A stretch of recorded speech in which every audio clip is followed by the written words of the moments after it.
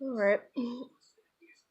I thought the NASCAR drama would be over, especially with Chase involved. But I guess not, because people are so goddamn childish that it will just never stop. No one can be positive anymore and just let fans be fans and not be toxic and treat them like they are toxic, like a whole fan base, which they're not. So, moral of the story is, um, well, the story is that NASCAR on NBC or NASCAR or whatever post like the top moments of the 2018 season, and they count down like all these and moments and like to race finishes and whatever.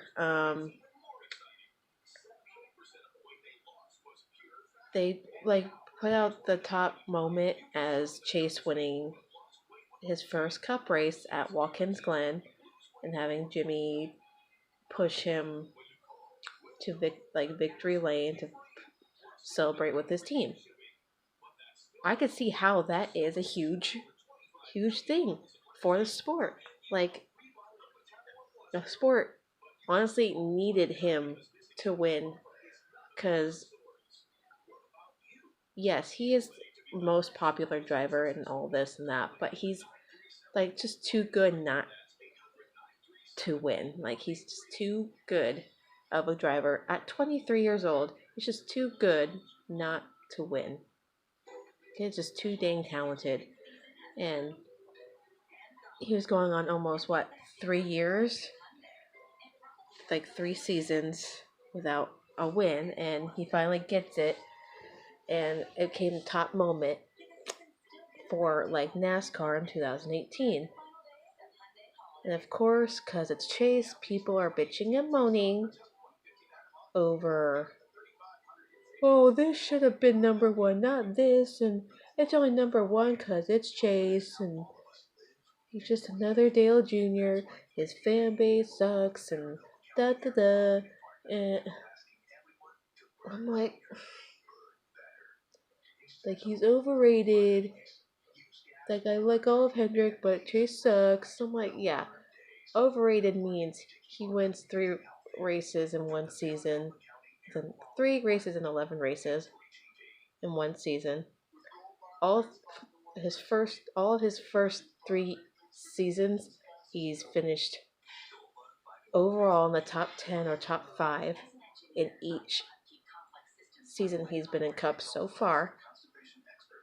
Mind you, he's now 23, going into his 4th season already. It's like it's crazy. Ugh. Stiff neck. I haven't been feeling well. Anyway, he's outdriven like half the veterans in the field. Only Hendrick driver to win last year.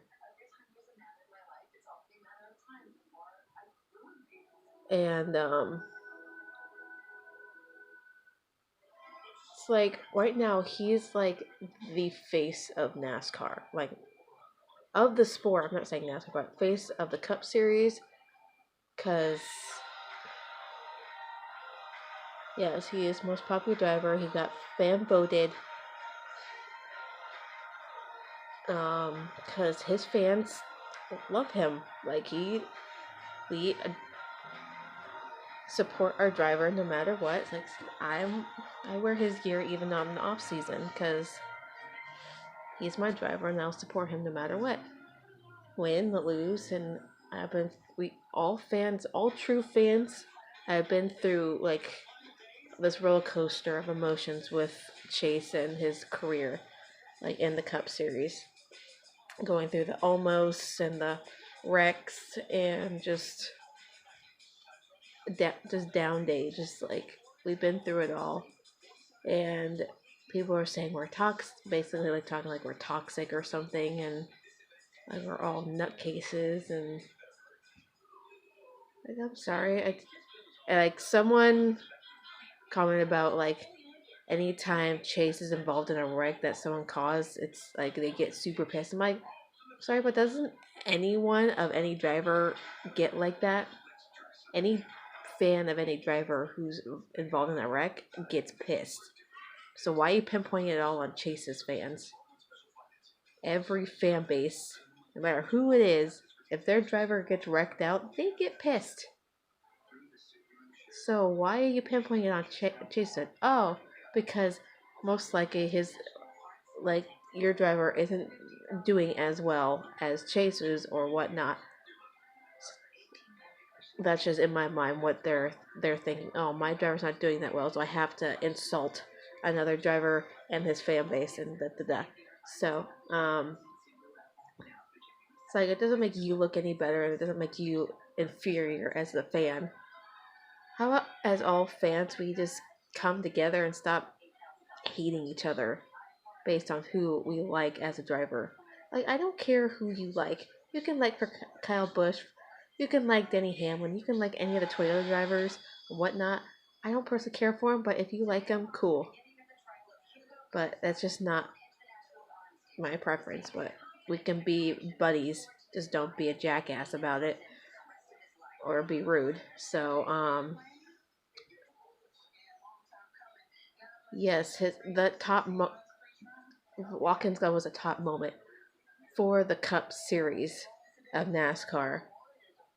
And people are like, that wasn't even the best moment. And this, I'm like, it's just people being rude, obnoxious, and it's just people need to stop. Why? What's with the negativity? Like, I have to argue with a 16-year-old or a kid about just hating on Chase for no good reason. People just don't have a good, solid reason of not liking him if he's not a fan. Like, I don't care if you're a fan of his or not, but please be respectful and don't be. How do I say this without being mean? Assholes about it. I just can't find a nice way to say it because that's just how it is. I'm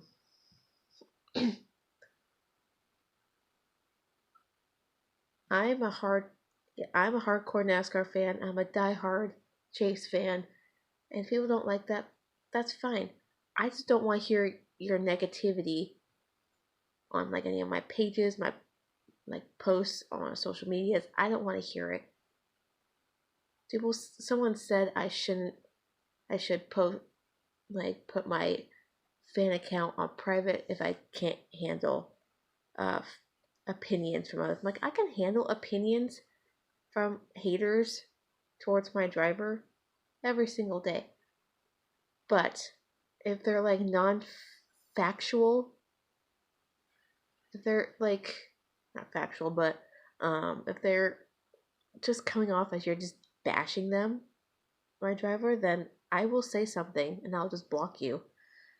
So, but that's what I did. I ran a little rant so they can read it real quick, and then I just deleted their whole comments. I blocked them because it was just not even worth my time. So, I just want to say now, no driver is overrated just because you say so. People said, "Oh, it's a fact." I'm like, it's not a fact. Just because you don't like him doesn't make him overrated. Just saying. So, all fan bases have that dark side, that nutcasey side. I've seen some very outlandish, over the top Chase fans. Trust me, I have. People say I'm one of them, but I'm not that bad. Yes, I am very dedicated to my driver. I support him pretty much every single day, even during the off season. So, if you want to call me crazy, call me crazy. But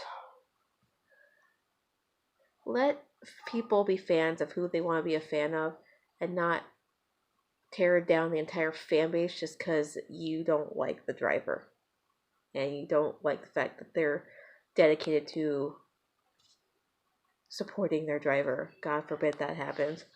Like, the kid is insanely talented. God forbid he won Rookie of the Year, the best ever since Denny Hamlin did back in like 2006. He won Rookie of the Year, then been to the playoffs 3 straight years. He's been in the Cup Series. First year in, finished 10th overall. Second year, almost made it to the Final Four. And almost winning multiple races last, like, not this year, but like this last season, but the year before. His sophomore year. Um, so he made it to the round of 8 2 times in a row. Finished top 5, like 5th overall last year, like 2017, like last season. It's weird to say now it's 2 seasons ago since the season's over. 5th overall, being the top Chevy yet again, and then this year being 6th overall, being the top Chevy overall yet again, and being the youngest driver in like the highest running youngest driver in the point standings. Like, he's done that 2 years in a row now, where he's been the youngest driver in within like the top 5, top 6 in points. So, and people were like overhyping Larson and this stuff. Like, nothing against Larson. I just don't think he's that great. Yes, he was fast all season, but he could never close out a race. He would be like so fast in every race, and people would overhype him at Michigan and all these other tracks that he was supposedly good at, and he would fail miserably and be like not in the top 10, not in the top 5, not even be even a factor. So anyway, so I just don't see why we have to battle fan bases. It doesn't make any sense. So that's pretty much all I gotta say. I'm right now focused on my Chargers playing the wild card game this weekend. Saying people say we don't have a chance, but we've played the Ravens before 2 weeks ago, and now we have a healthy Hunter Henry, our tight end. We got Antonio Gates. We got pretty much our full defense back. So we're healthy. We're strong.